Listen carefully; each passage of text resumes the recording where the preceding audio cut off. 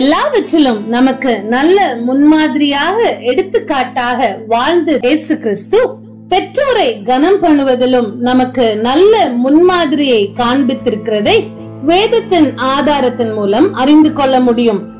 ஒருவேளை சில சந்தர்ப்பங்களில் இயேசு கிறிஸ்து தம்மை தேவனுடைய குமாரன் என்றும் தாம் தேவனுடைய சித்தத்தை நிறைவேற்றவே இந்த உலகத்திற்கு வந்திருக்கிறார் என்றும் தம்முடைய பெற்றோருக்கு வெளிப்படுத்தியது உண்மைதான். ஆனாலும் கூட அநேக தருணங்களில் அவர் பெற்றோருக்கு கீழ்ப்படிந்திருந்தார் என்றும் அவர்களுடைய மகனாக அவர் செய்ய வேண்டிய பொறுப்புகளை அவர் செய்தார் என்றும் வேதத்தின் மூலம் நாம் அறிந்து கொள்ள முடியும். லூக்கா 2வது அதிகாரம் 51வது வசனத்தை வாசிக்கும் பொழுது வேதம் இவ்விதமாய் சொல்லுகிறது. பின்பு அவர் அவர்களுடனே கூட போய் நாசரேத்தூரில் சேர்ந்து அவர்களுக்கு கீழ்ப்படிந்திருந்தார். அவருடைய தாயார் இந்த சங்கதிகளை எல்லாம் தன் இருதயத்திலே வைத்துக் கொண்டாள். ஆம், இயேசு கிறிஸ்து அவர்களுக்கு கீழ்ப்படிந்திருந்தார் என்று சொல்லி வேதம் தெளிவாக இந்த இடத்திலே நமக்கு சுட்டி காட்டுகிறது. அது மாத்திரமல்ல, மத்தேயு 13:55, மார்க்கு 6:3 பகுதிகளில் நாம் வாசிக்கும் பொழுது இயேசு கிறிஸ்து தன்னுடைய ஊழிய பாதையை தொடங்கி அநேக அற்புதங்களை எல்லாம் செய்ய ஆரம்பித்த பிறகு அவர் மறுபடியுமாய் அவருடைய ஊருக்கு வரும் பொழுது அநேகர் இயேசு கிறிஸ்துவை பார்த்து, இவன் தச்சனுடைய குமாரன் அல்லவா, இவன் தாய் மரியாள் என்பவள் அல்லவா என்றெல்லாம் கேள்வி எழுப்பினார்கள். அப்பொழுது இயேசு அதற்கு மறு உத்தரவாக, இல்லை, நான் தேவகுமாரன் என்றெல்லாம் பதில் சொல்லவில்லை. மாறாக அதை ஏற்றுக்கொண்டவராக அவர் தன்னுடைய ஊழிய பாதையை தொடர்ந்தார் என்று சொல்லி வேதத்திலே நாம் பார்க்க முடியும். இப்படியாய் இயேசு கிறிஸ்து ஒருபோதும் அவர் தன்னுடைய பெற்றோரின் குமாரன் என்பதை நிராகரிக்கவில்லை என்பதை நாம் தெளிவாக அறிந்து கொள்ள முடியும்.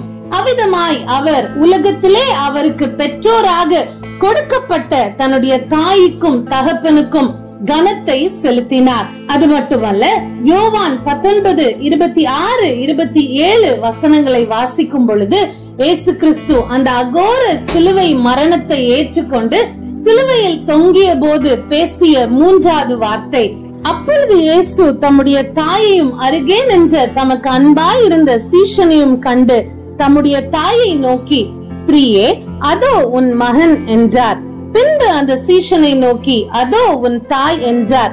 அந்நேரம் முதல் அந்த சீஷன் அவளை தன்னிடமாய் ஏற்றுக்கொண்டான் என்று வேதம் சொல்லுகிறது.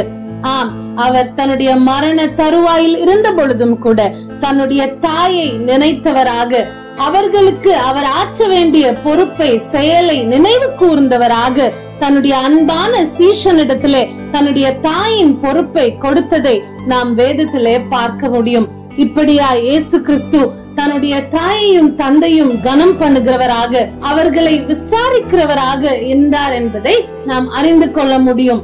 அது மட்டுமல்ல, மத்தேயு 15வது அதிகாரம் 4வது வசனம், மார்க்கு 7:10 இப்படிப்பட்ட வேத பகுதிகளில் உன் தாயையும் உன் தகப்பனையும் கனம் பண்ணுவாயாக என்று சொல்லி இயேசு கிறிஸ்து போதித்ததை நாம் வேத பகுதிகளிலே பார்க்க முடியும். இது மட்டுமல்லாது, யவீரு என்ற ஆலய தலைவனின் மகளுக்கு இயேசு கிறிஸ்து சுகம் கொடுத்த அந்த அற்புதத்தை நாம் பார்ப்போம் என்று சொன்னால், தன்னுடைய சீஷர்களாகிய யோவான், யாக்கோபு, பேதுருவை தவிர அந்த மகளின் பெற்றோரை மாத்திரமே அவர் உள்ளே அனுமதித்தார் என்று சொல்லி வேதத்தின் ஆதாரத்தின் மூலம் நாம் அறிந்து கொள்ள முடியும். மார்க்கு 5:40, லூக்கா 8:51 பகுதியிலே அதை நாம் பார்க்க முடியும். அவர் வீட்டில் வந்தபோது பேதுருவையும் யாக்கோபையும் யோவானையும் பெண்ணின் தகப்பனையும் தாயையும் தவிர வேறொருவரையும் உள்ளே வர ஒட்டாமல் தாய்க்கும் தந்தைக்கும் கொடுக்க வேண்டிய அந்த மரியாதையை, அந்த ஸ்தானத்தை, அந்த கனத்தை கொடுக்க ஜாக்கிரதை உள்ளவராக இயேசு கிறிஸ்து இருந்தார். இயேசு கிறிஸ்துவின் சீஷர்களாக, இயேசு கிறிஸ்துவை விசுவாசிக்கிறவர்களாக, விசேஷமாக இந்த லெந்து கால நாட்களிலே அதிகமாய் அவருடைய அடிச்சுவடுகளை பின்பற்றுகிற நாம், அவருடைய போதனைகளை கேட்கிற நாம், அவருடைய அறிவுரைகளை தியானிக்கிற நாம், அவரை போல பெற்றோருக்கு செலுத்த வேண்டிய கனத்தை செலுத்துவதிலே ஜாக்கிரதை உள்ளவர்களாய் இருப்போமாக. எபேசியர் 6வது அதிகாரம் 3வது வசனம் இவ்விதமாய் சொல்லுகிறது, உன் தகப்பனையும் உன் தாயையும் கனம் பண்ணுவாயாக என்பதே வாக்குத்தத்தமுள்ள முதலாம் கற்பனையாய் இருக்கிறது. அந்த வாக்குத்தத்தம் என்னவென்றால் 6வது அதிகாரம் 2வது வசனம், உனக்கு நன்மை உண்டாயிருப்பதற்கும் பூமியிலே உன் வாழ்நாள் நீடித்திருப்பதற்கும். நமக்கு நன்மை உண்டாக வேண்டும் என்றால், பூமியிலே வாழ்நாள் நீடித்திருக்க வேண்டும் என்றால், நிச்சயமாக தகப்பனையும் தாயையும் கனம் பண்ணுகிறவர்களாக வாழ வேண்டியது மிக அவசியம். இயேசு கிறிஸ்துவின் பிள்ளைகளாகிய நாம் இயேசு கிறிஸ்துவை போல தகப்பனையும் தாயையும் கனம் பண்ணுகிறவர்களாக முழு மனதோடு முழு பலத்தோடு தகப்பனுக்கும் தாய்க்கும் கொடுக்க வேண்டிய அந்த கனத்தை, அங்கீகாரத்தை, மரியாதையை கொடுப்பவர்களாக வாழ்வோம் என்று சொன்னால் அதுதான் அர்த்தமுள்ள லெந்து கால வாழ்க்கை. ஆமென்.